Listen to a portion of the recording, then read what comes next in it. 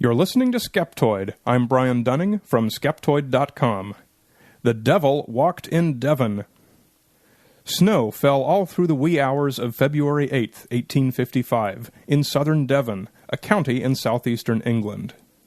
When the sun rose at last, villagers throughout the county awoke to find a set of strange footprints stretching over 100 miles throughout the county. But it wasn't the length of the track or its sudden appearance that caused the most alarm. It was that the track at one point went right through a 14-foot-high wall, leaving untouched fresh snow on top of the wall. Elsewhere, the track went through a haystack, emerging on the other side. It was also found to enter a 4-inch drain pipe and continue out the other end. In some places, the track stopped inexplicably, only to reappear elsewhere. Most significantly, the track was found to have crossed a 2-mile stretch of river, picking right up again on the other side, as if the maker of the footprints had walked on water. Theories and explanations abounded until some clergymen suggested that perhaps the devil was on the prowl. From that moment on, the devil was said to have walked in Devon. When people hear this story, they generally imagine horseshoe-sized cloven hoof prints. However, this was not the case. All reports are that the footprints were between 1.5 and 2 inches in size, and only 8 inches apart. If this was the devil, he must have been more petite than he's usually depicted, and up on ballet point the whole way. No photographs exist, but there are some detailed drawings of what the footprints looked like, basically horseshoes. Now, you've seen snow before, and you can imagine what a 1.5-inch long footprint would look like in several inches of new fallen snow. Would it really be detailed enough to get a clear horseshoe drawing? Of course not. One suggested explanation was a field mouse, which does hop, often when there's snow that it can't easily walk through, and which does leave footprints in a V pattern. Each hind foot is long and narrow, and when they hop, their heels are together. A V is not so dissimilar from a horseshoe that the possibility cannot be discounted, given how indistinct the footprints would be in soft new snow. Some accounts describe it as a heavy snowfall, and others say it was a light snowfall. Now, it does get quite cold in Devon County, and they definitely do get snow, but it's seldom more than a few inches, and it certainly doesn't last all winter. This episode was in February, so a heavy snowfall is reasonable, though heavy is a relative term. Several inches is probably a good estimate.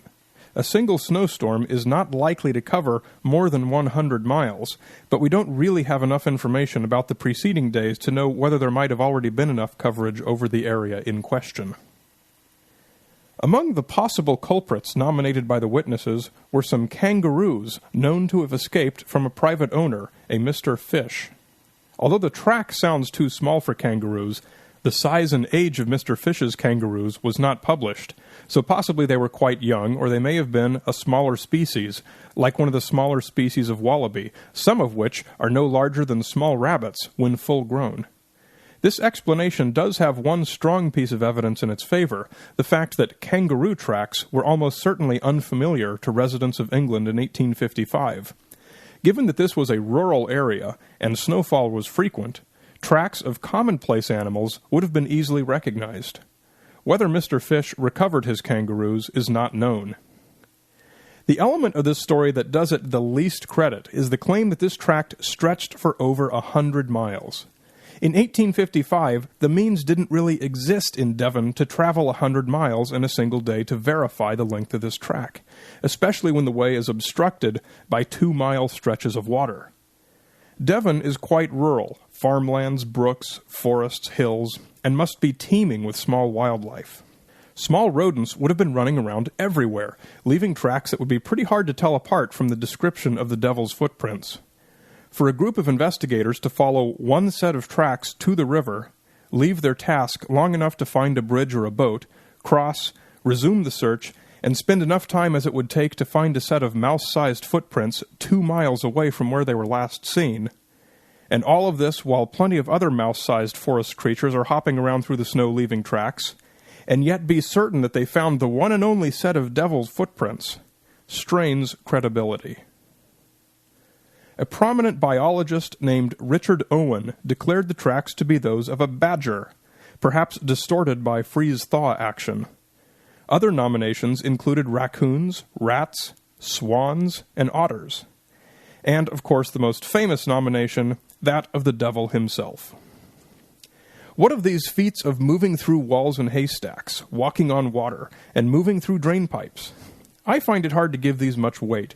These are purely anecdotal, unsubstantiated, uncorroborated, verbal reports during a media circus when phrases like "the devil walked in Devon" were being tossed around.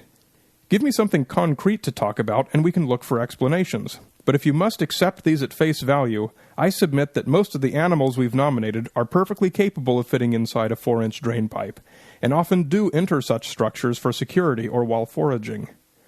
I've already dismissed the river crossing to my satisfaction, and as far as materializing through walls and haystacks, I don't have enough information to speculate. Was there sheltered ground around the base of the wall? Was the wall breached near its end? But mainly, is there really any reason to believe that this happened?